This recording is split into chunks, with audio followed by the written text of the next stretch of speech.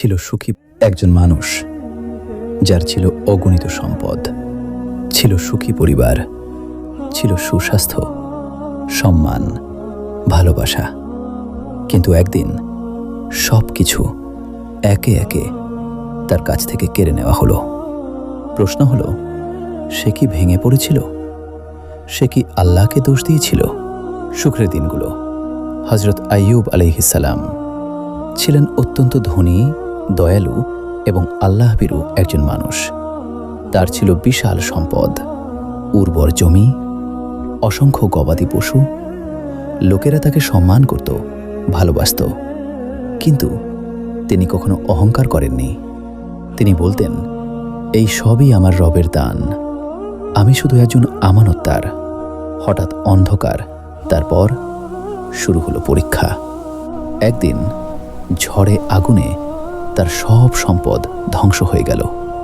এরপর এক এক করে তার সন্তানরা ইন্তেকাল করল। ভাবুন, একজন বাবা যিনি নিজের চোখের সামনে সব সন্তানকে হারালেন। তারপর এলো সবচেয়ে কঠিন পরীক্ষা। তিনি ভয়াবহ রোগে আক্রান্ত হলেন। শরীর জুড়ে ঘা, মানুষ তার কাছ থেকে দূরে সরে গেল। বন্ধুরা আর এলো না, আত্মীয়রা সম্পর্ক ছিন্ন করল। আজ যে মানুষ ছিল সম্মানের প্রতীক, সে হয়ে গেল একা, অসহায়, নিঃস্ব। কিন্তু অভিযোগ নয়।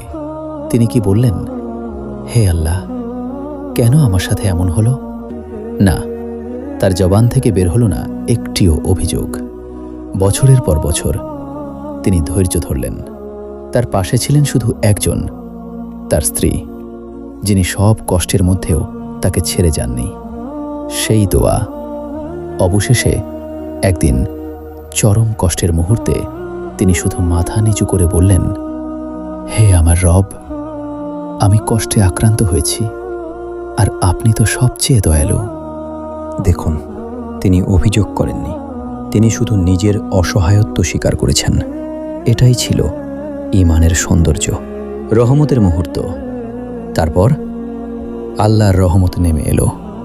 নির্দেশ এলো মাটিতে পা আঘাত করতে। মাটি থেকে বের হলো শীতল পানির ঝর্ণা। তিনি সেই পানি দিয়ে গোসল করলেন, পান করলেন, আর মুহূর্তেই সুস্থ হয়ে গেলেন। শুধু তাই নয়, আল্লাহ তাকে আগের চেয়েও বেশি সম্পদ দিলেন, বেশি সন্তান দিলেন, বেশি সম্মান দিলেন, কারণ তিনি পরীক্ষায় উত্তীর্ণ হয়েছিলেন। আমাদের জন্য শিক্ষা। আজ আমরা সামান্য কষ্টে ভেঙে পড়ি, একটু আর্থিক সমস্যা, একটু অসুস্থতা, আর আমরা বলি, কেন আমার সাথেই? কিন্তু আইয়ুব আলাইহিস সালাম আমাদের শিখিয়েছেন, ভালো সময়ে বলো আলহামদুলিল্লাহ, খারাপ সময়েও বলো আলহামদুলিল্লাহ। পরীক্ষা মানেই শাস্তি নয়, পরীক্ষা মানেই আল্লাহ আপনাকে বেছে নিয়েছেন। হয়তো আজ আপনি কোনো কষ্টের মধ্যে আছেন, হয়তো মনে হচ্ছে সব শেষ, কিন্তু মনে রাখুন, যিনি আইয়ুবকে সুস্থ করেছিলেন তিনি এখনও আছেন, তিনি এখনও দেখছেন, তিনি এখনও শুনছেন।